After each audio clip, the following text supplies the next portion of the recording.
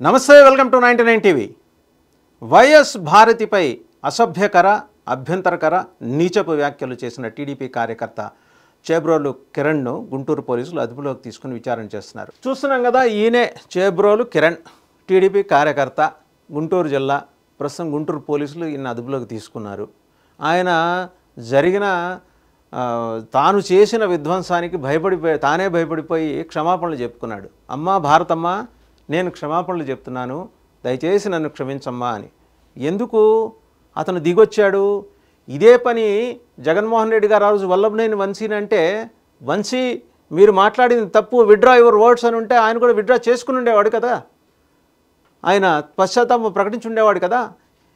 ఈ చిన్నపాటి కార్యకర్తలో ఉన్న ఆ సెన్సిబిలిటీ మీ పెద్ద ఎమ్మెల్యే అప్పట్లో వల్లభనేని వంశీ గారికి లేకపోవటం ఏంటి? అలా ఉండాలన్న స్పృహ అతనికి మీరు కల్పించలేకపోవటం ఏంటి? మీ డొల్లతనం బయటపడుతోంది, జనం గమనిస్తున్నారు.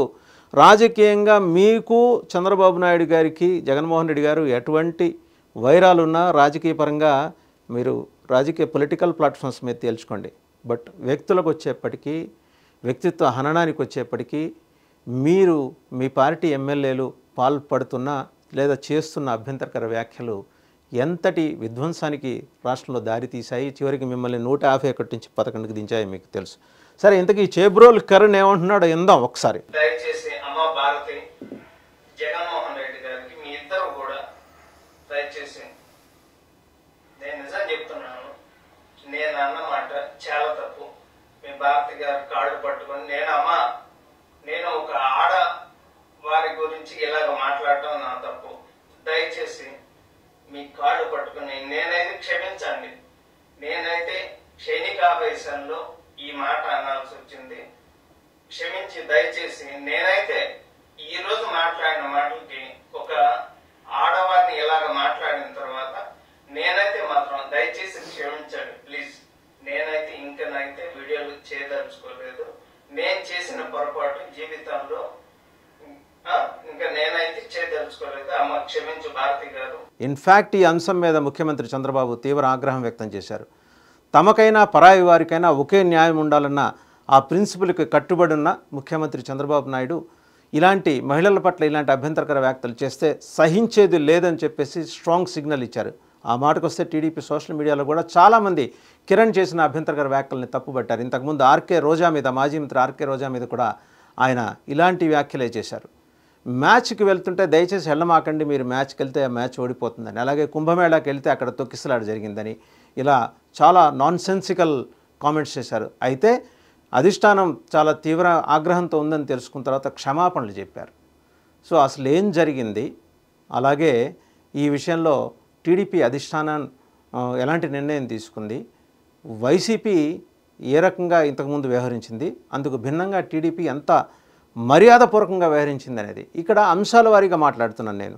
అంశాల వారీగా వాళ్ళు తప్పు చేసినా వీళ్ళు తప్పు చేసినా ఎలా ఎత్తి చూపిస్తామో, అంశాల వారీగా ఒక మంచి పని జరిగినప్పుడు ఆ మంచి పనికి ఇనిషియేషన్ స్వయానా ముఖ్యమంత్రి చంద్రబాబు తీసుకున్నందుకు ఆయన మనస్ఫూర్తిగా అభినందిస్తూ మిగిలిన స్టోరీలోకి వెళ్దాం.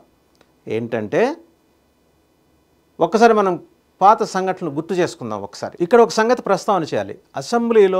నిండు అసెంబ్లీలో చంద్రబాబు గారి సతీమణి భువనేశ్వరి మీద అభ్యంతరకర వ్యాఖ్యలు చేసిన వల్లభనేని వంశీ లాంటి వారు ఆ రోజు వ్యవహరించిన వైఖరిని వైసీపీ అధిష్టానం వెనకేసుకు రావటం, వారికి మద్దతుగా మాట్లాడటం, అలాగే అభ్యంతరకర వ్యాఖ్యలకి అనుబంధంగా కామెంట్స్ చేయడం, ఇవన్నీ చూసాం.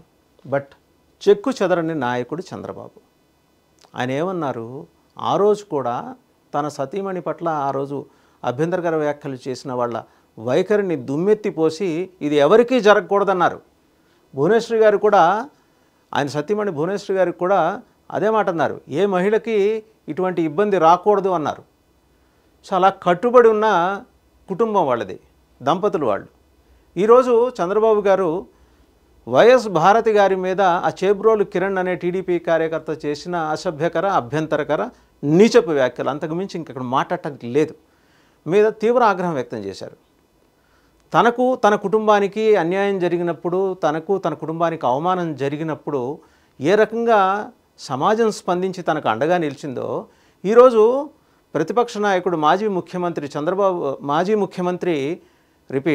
ముఖ్యమంత్రి వైఎస్ జగన్మోహన్ రెడ్డి గారి సతీమణి పట్ల అభ్యంతరకర వ్యాఖ్యలు, వైఎస్ భారతి పట్ల అభ్యంతరకర వ్యాఖ్యలు చేసిన సొంత పార్టీ కార్యకర్త అయినా సరే ఉపేక్షించేది లేదు అని చాలా స్ట్రాంగ్ సిగ్నల్ ఇచ్చారు. ఇది కదా రాజకీయంలో కావాల్సింది. ఈ హుందాతనం కదా, ఈ మర్యాద కదా, ఈ సంప్రదాయం కదా, ఈ నాగరికత కదా రాజకీయంలో రావాల్సింది. చంద్రబాబు ఈరోజు నిలువెత్తు నిదర్శనంగా నిలిచారు. ఇది ఆల్రెడీ ఆయన టవరింగ్ పర్సనాలిటీ రాజకీయాల్లో. నైతిక విలువల పాటించే విషయంలో ఒక శిఖర సమాన వ్యక్తిత్వం ఎలా ఉంటుందో నిరూపించి చూపించారు ఈ దంపతులు ఇద్దరు, చంద్రబాబు గారు, ఆయన సతీమణి భువనేశ్వర్ కూడా. జగన్మోహన్ రెడ్డి గారు, మీరు ఈయన నుంచి నేర్చుకోవాల్సింది ఇది. పవన్ కళ్యాణ్ తరచూ చెప్తుంటారు మీరు ఈయన దగ్గర నుంచి నేర్చుకోవాలని.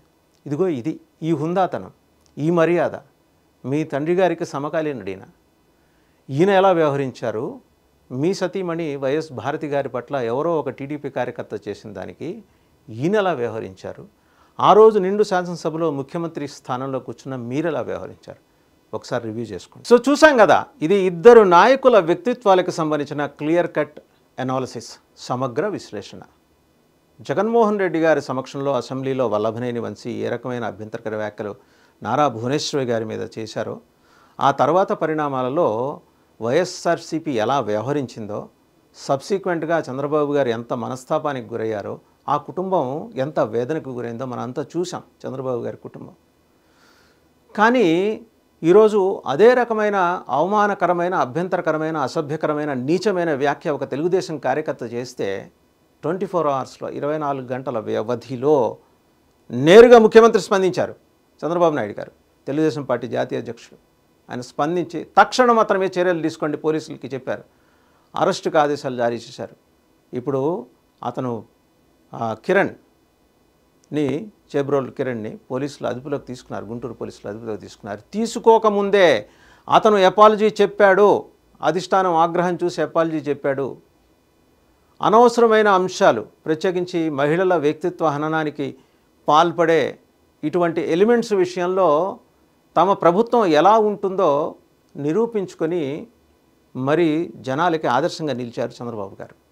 ఇది కేవలం ఒక జగన్మోహన్ రెడ్డి గారికే కాదు, ఇలా అభ్యంతరకర వ్యాఖ్యలు చేసే ఏ పార్టీలో ఉన్నా ఎవరికైనా ఇది వర్తిస్తుంది. ఆయన్ని చూసి నేర్చుకోండి. చాలు, 43 ఏళ్ళ ఆయన జీవితంలో రాజకీయ పరంగా ఆటుపోట్లు ఎదుర్కొన్నారు, అవినీతి ఆరోపణలు ఎదుర్కొన్నారు, ప్రతి ఒక్క ఛాలెంజ్ని అధిగమిస్తూ ముందుకు వస్తున్నారు. అలాగే ఉమ్మడి రాష్ట్రంలో ప్రగతిని చూపించారు. అలాగే ప్రత్యేక రాష్ట్రంలో అమరావతి, పోలవరం ఈ 2 నిర్మాణాల మీద దృష్టి పెట్టారు. ఆయన్ని చూసి నేర్చుకోండి. ఇది జగన్మోహన్ రెడ్డి గారు మీ ఒక్కరికి మాత్రమే వర్తించదు. మీ పార్టీలో నోరు పారేసుకుని తిరిగే నాయకులు ఎంతమంది ఉన్నారు, 100 మంది ఉన్నారు, వాళ్ళందరికీ వర్తిస్తుంది. At the same time Telugu Desam పార్టీలో కూడా నోరు పారేసుకునే చాలామంది నాయకులు ఉన్నారు, ఆ కల్చర్తో ఉన్నోళ్ళు ఉన్నారు, వాళ్ళకి వర్తిస్తుంది. ఒక్క దెబ్బకి 2 పెట్టలు ఇక్కడ. పరాయి పార్టీలో నోరు పారేసుకునేవాళ్ళు, సొంత పార్టీలో నోరు పారేసుకునే వాళ్ళకి కూడా చాలా సీరియస్ వార్నింగ్ ఇచ్చారు చంద్రబాబు గారు. సో ఈరోజు ఈ అంశం ప్రధానంగా ప్రస్తావనకి తీసుకురావడానికి గల కారణం ఏంటంటే ఆయన్ని చూసి నేర్చుకోమని చెప్పడానికి.